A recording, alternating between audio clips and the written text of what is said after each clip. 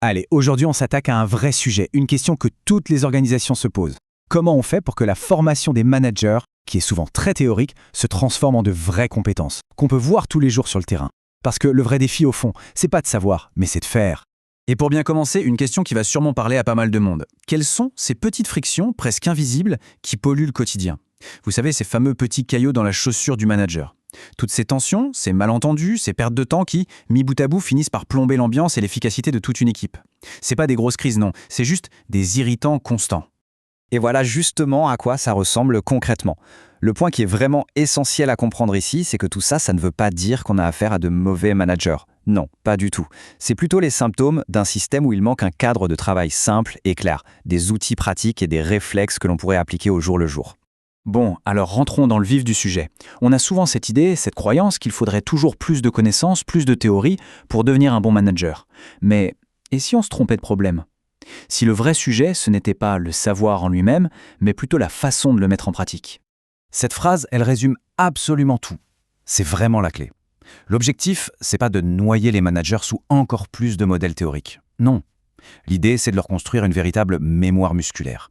Il s'agit de stabiliser des gestes, des actions managériales concrètes et de les répéter encore et encore, jusqu'à ce que ça devienne des automatismes.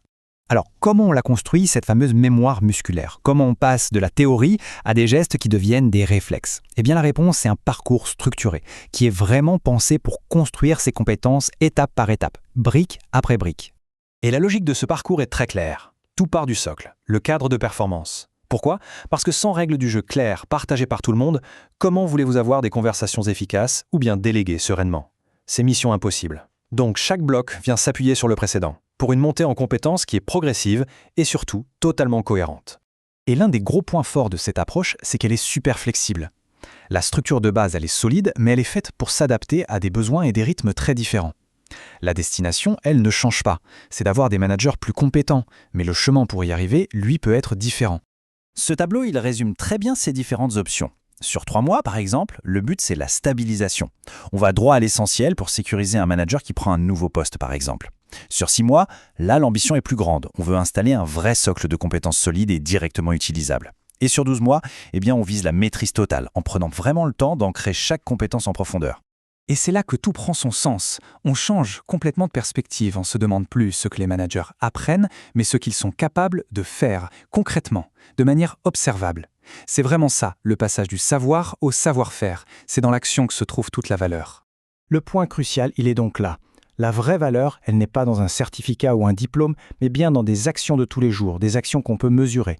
Est-ce que le manager a mis en place des rituels clairs avec son équipe? Est-ce que les délégations sont plus fluides, plus efficaces? Est-ce que les projets sont mieux cadrés dès le début? C'est ça, la preuve tangible que ça a fonctionné.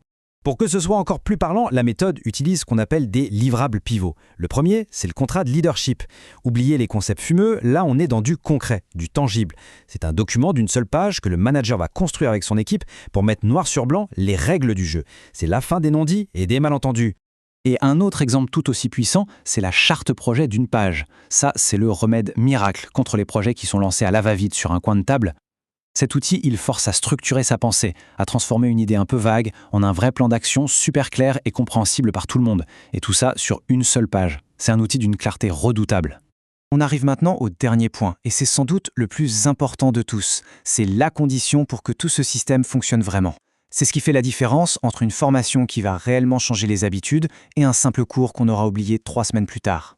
La voici, cette fameuse règle d'or. Il faut à tout prix éviter ce qu'on appelle l'effet catalogue, parce que se contenter de dérouler une liste de compétences, même si elles sont hyper pertinentes, ça ne marchera jamais. C'est un peu comme si on donnait un catalogue d'outils à quelqu'un sans jamais lui montrer comment s'en servir sur un projet réel. L'information toute seule ne crée pas la compétence. Non, le vrai secret, en fait, c'est le rythme. Un rythme très particulier, très délibéré. D'abord, on se concentre sur une seule compétence à la fois, pas plus. Ensuite, on l'applique tout de suite sur un cas réel, un problème de son propre quotidien. Puis, on documente ce qu'on a fait et le résultat obtenu. Et enfin, on en discute tous ensemble au début de la session d'après pour en tirer des leçons. C'est cette boucle, apprendre, appliquer, partager, qui ancre vraiment les choses et qui transforme le savoir en une compétence qui dure. Et on va terminer avec cette question, histoire de laisser matière à réfléchir.